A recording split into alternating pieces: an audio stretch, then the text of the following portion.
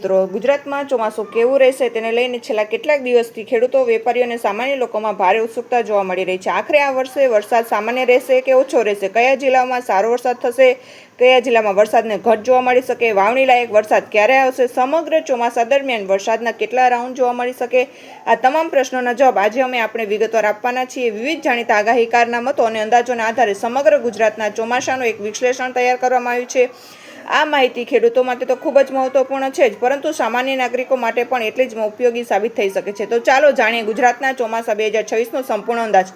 ગુજરાતમાં ચોમાસાનો કુલ માહોલ કેવો રહી શકે છે? આ વર્ષે મળેલી વિવિધ આગાહી પર નજર કરીએ તો એક રસપ્રદ બાબત સામે આવે છે કે કેટલાક આગાહીકારોનું માનવું છે કે ગુજરાતમાં ચોમાસું ખૂબ સારું રહેશે, છેલ્લા કેટલાક વર્ષો કરતાં વધુ વરસાદ પણ જોવા મળી શકે, જ્યારે બીજી તરફ કેટલાક આગાહીકારોનું કહેવું છે કે ચોમાસું સામાન્યથી થોડું નબળું રહી શકે, રાજ્યના કેટલાક વિસ્તારોમાં વરસાદની અછત પણ જોવા મળી શકે. જોકે તમામ આગાહીઓનો સરવાળો કરવામાં આવે તો મોટાભાગના નિષ્ણાતોનું માનવું છે કે ગુજરાતમાં ચોમાસું સંપૂર્ણપણે નબળું નહીં રહે, પરંતુ સામાન્ય અથવા સામાન્ય કરતાં થોડું ઓછું રહી શકે. એટલે કે રાજ્યના કેટલાક વિસ્તારોમાં સારો વરસાદ થશે તો કેટલાક વિસ્તારોમાં વરસાદની અસમાન વહેંચણી પણ જોવા મળી શકે છે. ખાસ કરીને સૌરાષ્ટ્ર અને દક્ષિણ ગુજરાતના વિસ્તારમાં સારો વરસાદ થવાની સંભાવનાનો વધુ દર્શાવવામાં આવી રહી છે, જ્યારે ઉત્તર ગુજરાત અને મધ્ય ગુજરાતના કેટલાક વિસ્તારમાં વરસાદની સ્થિતિ સામાન્ય રહેવાની શક્યતા વ્યક્ત કરવામાં આવી છે.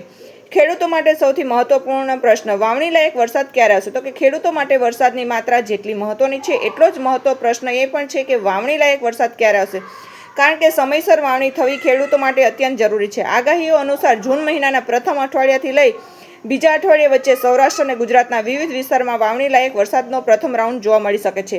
કેટલાક આગાહીકારે 6 જૂનથી 10 જૂનની વચ્ચે પ્રથમ વરસાદી સિસ્ટમ સક્રિય થવાની વાત કરી છે, જ્યારે કેટલાકના મત મુજબ 13 થી 18 જૂન વચ્ચે વધુ સારો વરસાદ મળી શકે છે. બીજો મહત્વપૂર્ણ વરસાદી રાઉન્ડ જૂનના અંતિમ દિવસથી શરૂ થઈ જુલાઈના પ્રથમ અઠવાડિયા સુધી ચાલવાની શક્યતા વ્યક્ત કરવામાં આવી રહી છે. જો આ અંદાજ સાચા સાબિત થાય તો ખેડૂતો માટે વાવણીની સ્થિતિ ખૂબ અનુકૂળ બની શકે છે.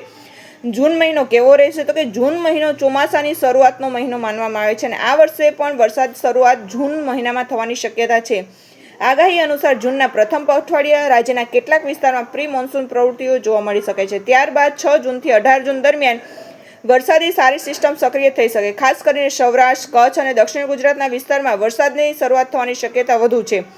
જૂન મહિનાનો અંતિમ દિવસો ફરી એક વખત વરસાદની પ્રવૃત્તિમાં વધારો જોવા મળી શકે, જેના કારણે ખેડૂતો વાવણી માટે અનુકૂળ માહોલ મળી શકે છે. જુલાઈ મહિનો ચોમાસાનું મુખ્ય કેન્દ્ર. જુલાઈ મહિનાનો સમગ્ર ચોમાસાનો સૌથી મહત્વપૂર્ણ મહિનો ગણાય છે. મોટાભાગે વરસાદ આ જ મહિનામાં પડતો હોય છે. આ વર્ષે પણ જુલાઈ દરમિયાન રાજ્યના વિવિધ વિસ્તારોમાં અનેક વરસાદી રાઉન્ડ જોવા મળી શકે છે. જુલાઈના પ્રથમ અઠવાડિયાથી લઈ ત્રીજા અઠવાડિયા સુધી ભારે વરસાદની શક્યતા વ્યક્ત કરવામાં આવી રહી છે.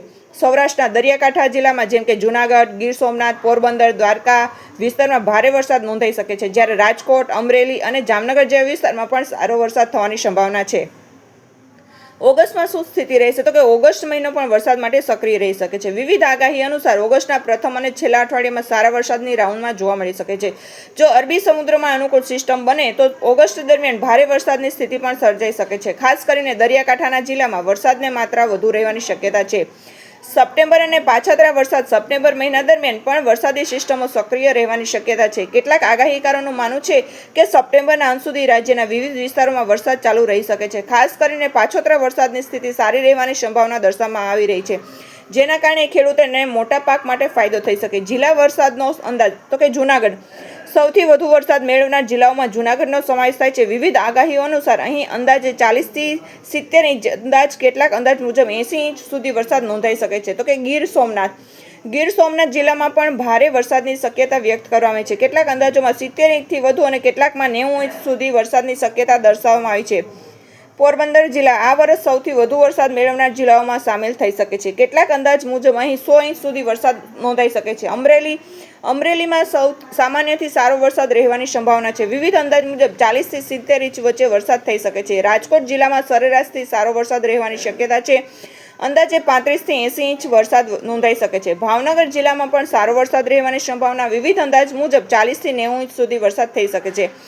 જામનગર અને દ્વારકા જિલ્લામાં પણ સારો વરસાદ રહેવાની શક્યતા વ્યક્ત કરવામાં આવી છે. ખાસ કરીને દ્વારકાના કેટલાક અંદાજ મુજબ 90 ઇંચ સુધી વરસાદ નોંધાઈ શકે છે. સુરેન્દ્ર, મોરબી અને બોટાદ આ જિલ્લાના વરસાદની માત્રા અને અન્ય જિલ્લાઓની સરખામણી ઓછી રહેવાની શક્યતા છે, છતાં ખેતી માટે જરૂરી વરસાદ મળી રહે તેવી આશા વ્યક્ત કરવામાં આવી છે. ખાસ ચેતવણી. કેટલાક આગાહીકારોએ વાવાઝોડાની શક્યતા પણ વ્યક્ત કરી છે. ખાસ કરીને ચોમાસાની શરૂઆત અને અંત દરમિયાન અરબી સમુદ્રમાં સિસ્ટમ સક્રિય થઈ શકે છે. કેટલાક વિસ્તારમાં ખંડવૃષ્ટિ એટલે કે એક વિસ્તારમાં ભારે વરસાદ અને નજીકના વિસ્તારમાં ઓછો વરસાદ જેવી પરિસ્થિતિ પણ સર્જાઈ શકે છે. કેટલાક આગાહીકારોના મત મુજબ શ્રાવણ મહિનામાં વરસાદ ખેંચવાની શક્યતા પણ છે. અંતિમ નિષ્કર્ષ તો કે તમામ આગાહીનો અભ્યાસ કર્યા બાદ એક વાત સ્પષ્ટ થાય કે ગુજરાતમાં આ વર્ષે ચોમાસું સંપૂર્ણપણે નબળું રહેવાની શક્યતા ઓછી છે. જો કે સમગ્ર રાજ્યમાં સમાન વરસાદ થશે એવું પણ કહી શકાય નહીં. સૌરાષ્ટ્રના મોટા ભાગના જિલ્લાઓમાં સારો વરસાદ થવાની આશા છે, જ્યારે કેટલાક વિસ્તારોમાં વરસાદની અછત પણ જોવા મળી શકે છે. ખેડૂતો માટે જૂન અને જુલાઈ મહિના સૌથી નિર્ણાયક સાબિત થવાના છે. આગામી દિવસોમાં ચોમાસામાં વાસ્તવિક ગતિ અને વરસાદી સિસ્ટમનો વિકાસ પર સમગ્ર સ્થિતિ નિર્ભર રહેશે. તમામ જિલ્લાઓમાં કેટલાક વરસાદ પડશે, કેવું લાગશે કોમેન્ટમાં લખો. વિડીયો ગમ્યો હોય તો લાઇક, શેર અને સબસ્ક્રાઇબ કરો. જય હિન્દ.